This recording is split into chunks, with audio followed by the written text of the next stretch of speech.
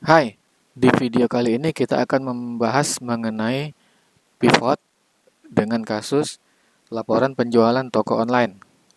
Kita kerjakan laporannya sesuai buku.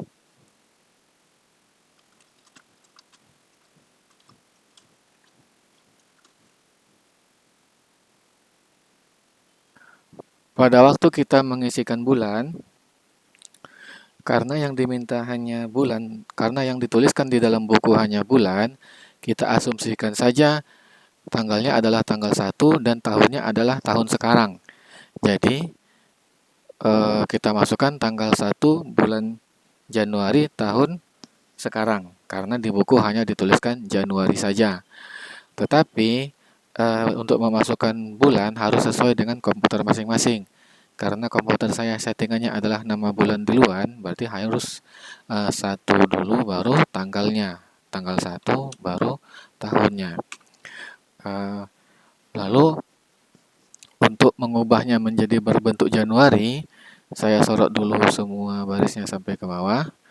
Lalu berikan number format dari menu yang ini atau menggunakan shortcut Ctrl 1.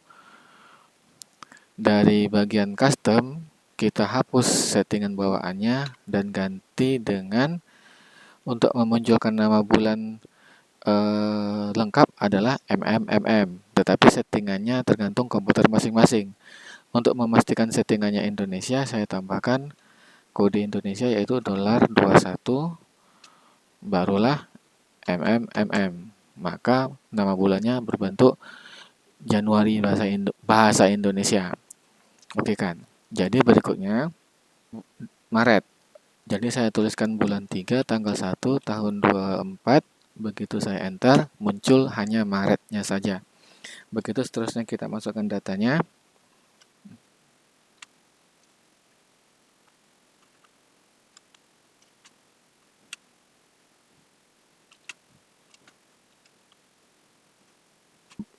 Pada waktu menuliskan nama barang, Excel mempunyai fitur mengingat kata yang sama. Jadi ketika kita pertama kali mengetikkan suatu kata baru, kita harus mengetikkan lengkap, tetapi ketika kita hendak mengetiknya yang kedua kali, kita cukup mengetikkan huruf awalnya saja.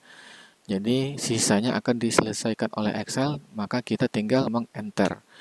Jadi lebih cepat pengisian datanya seandainya banyak kata yang sama.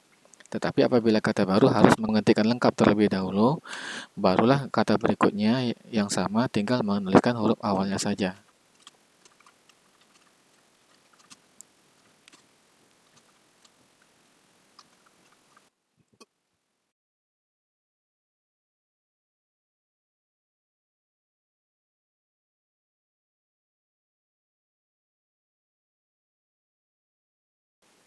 Setelah datanya kita ketik dengan lengkap, sekarang kita akan membuatkan tabel pivotnya. Untuk itu terlebih dahulu harus disorot tabelnya berikut dengan judul-judul kolomnya. Lalu dari menu insert, kita pilih pivot table dan dari menu yang muncul kita lihat seleksinya sudah benar dan arahnya ke new worksheet, maka kita tinggal OK kan saja. Maka kita sekarang berada di sheet baru tempat pivot table-nya berada.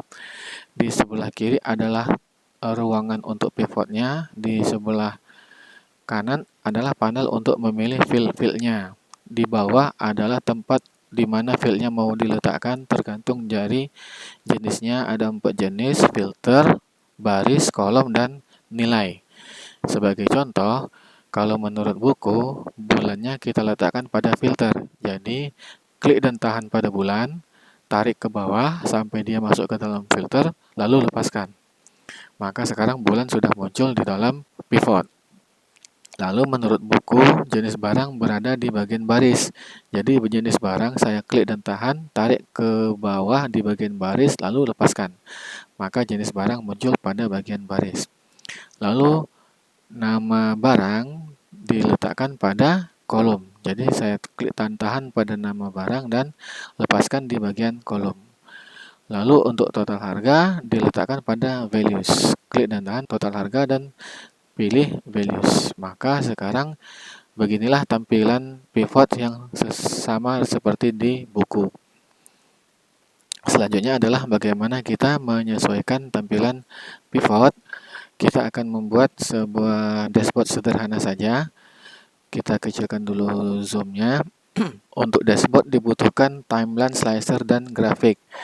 Untuk slicer, kita bisa memilihnya dari menu Analyze. Menu ini hanya muncul ketika kita sedang mensorot pivotnya.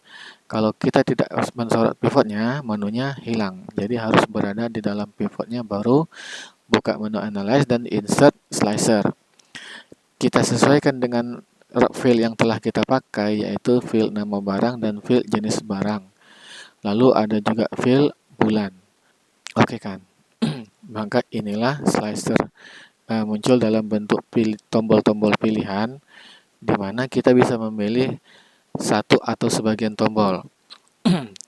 Lalu untuk bulan sebenarnya, coba saya kecilkan dulu zoomnya. Untuk bulan sebenarnya ada interface khusus, yaitu timeline. Kalau saya pilih timeline, lalu saya centang pada bulan, maka khusus bulan ada timelinenya, yaitu bagaimana memilih waktu atau rentang waktu yang ingin ditampilkan. Sekarang coba kita modifikasi tampilannya. Pada saat ini semua pilihan tercentang atau terpilih sehingga tampil datanya dengan penuh.